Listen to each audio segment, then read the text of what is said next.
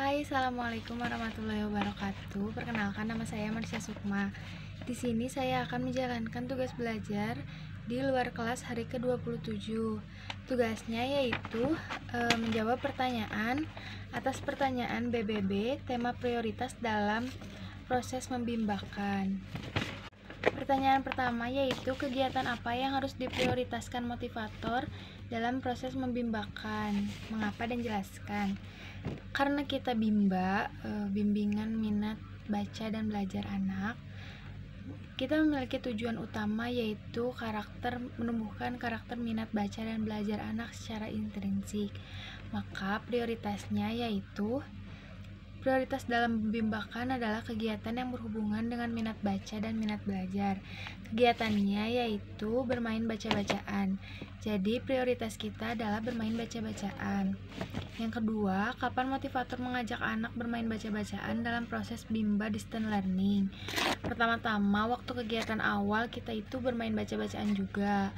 Bermain baca-bacaannya lewat kita dialog dengan bahasa bimba, terus kita bermain verbal, tapi yang utama itu di kegiatan inti kegiatannya diawali dengan bermain baca-bacaan secara bersamaan.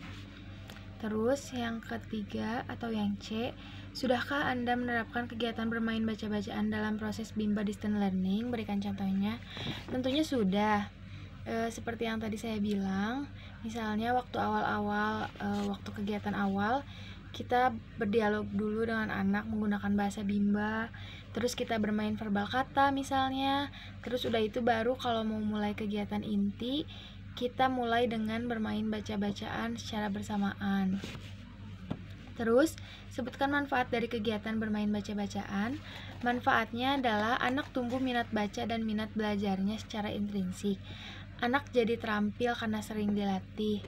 Terus, anak minatnya akan semakin tumbuh, jadi anak jadi senang membaca.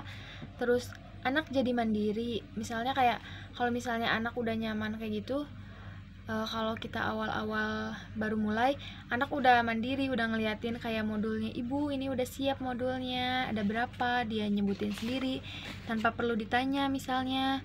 Terus tentunya orang tua jadi yakin karena kan ngeliat kita suasana di kelasnya nyaman, asik gitu, jadi orang tua yakin. Terus yang terakhir, apa dampaknya jika motivator tidak menerapkan permainan baca-bacaan dalam proses bimba distance learning?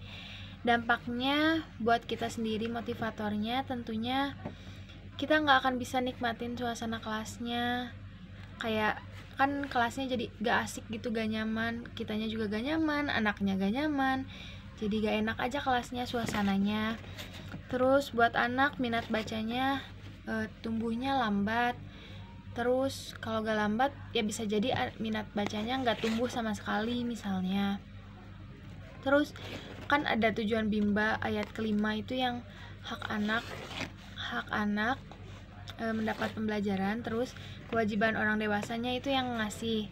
Nah, kalau misalnya kita nggak nerapin ini, berarti kita merenggut hak anak karena nggak dapat haknya. Terus kita nggak memenuhi hak anak itu sendiri, karena kita jadi kan ada tuh di lagu Cinta Ananda yang kita harus mengerti Nanda, bukan anak mengerti kita.